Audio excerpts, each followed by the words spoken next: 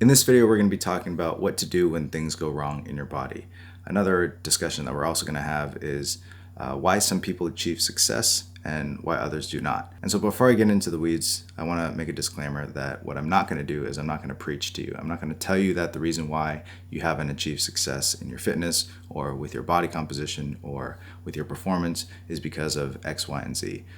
There are a lot of factors that come into play: mental health, physical health, schedule, budget, other responsibilities, other stressors. And so I don't think that that's a very helpful discussion to have in terms of me barking at you why you're not where you want to be. So with that out of the way, what I am going to do is explain to you why I believe I've been able to stay in shape for a relatively long period of time. What I'm also going to do is share my biggest current struggle when it comes to health and fitness. While I have been able to maintain good shape for quite a while, I also do struggle with things, and I need to work on areas because while I am fit, that doesn't necessarily mean that one is healthy across the board. In terms of why I believe that I've been able to maintain good fitness for a long period of time, I think it boils down to 3 points. Number one, I enjoy learning about the body and about the training process. I think it's super interesting.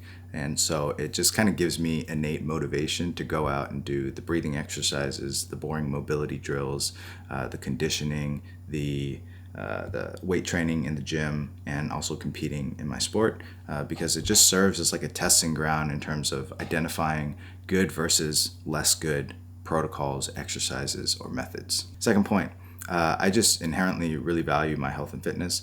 I've accepted the fact that we're going to die, that we're going to get old, and that disability is likely going to hit us at some point in our lives. However, I'd like to delay those motherfuckers as long as possible. We only have one life to live, and so my thought process with fitness and health in general is why not try and live it to the greatest degree that we can. If you assault your body and your mind every single day, then it's probably not going to last for very long. And third point, I just feel accomplished and I feel proud of myself for completing a hard workout, for competing hard, regardless of the outcome, win or lose. And I know that's cliche, but honestly, I feel like if I play hard, so this is like if I'm playing basketball, if I play hard and if I play well, like I don't play like an idiot, which sometimes happens, then I'm happy with myself and I can live with the outcome. And I think that by just doing difficult shit, it gives our life meaning and purpose, right? Like, yes, I could just sit on my ass all day and watch TV, but like, what's the point? If our days are numbered, then I might as well go to the gym and struggle and work and feel and see the benefits of doing something, right? Like, what's the point of life if you're not doing anything? So that's kind of my mindset when it comes to how I view fitness is like, let's go do something difficult and I'll feel happy and proud and content with myself knowing that I did something productive that day.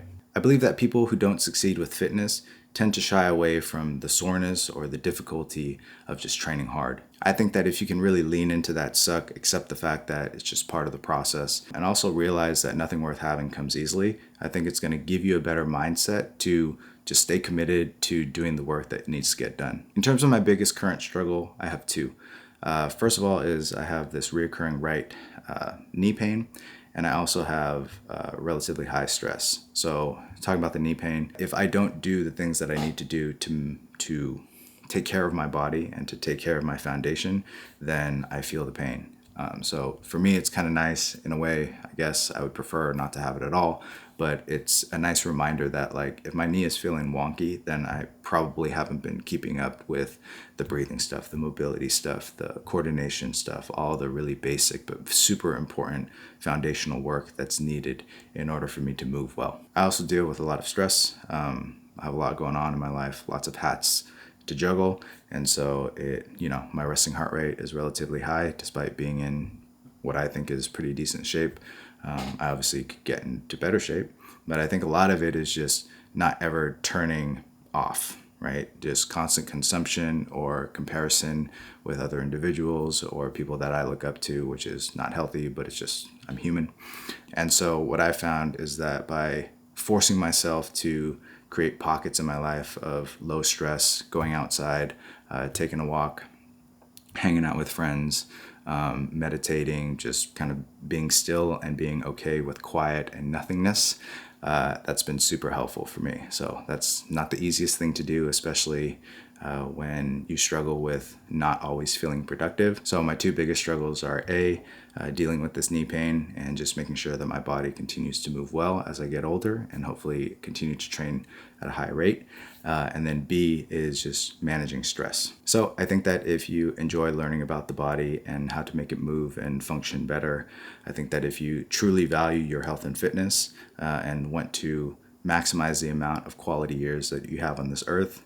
And then 3, I think that if you accept that training is difficult and you just lean into that and do it anyway, I think you will, over a long enough time horizon, achieve success and maintain success in whatever goals you have when it comes to fitness, health, or performance.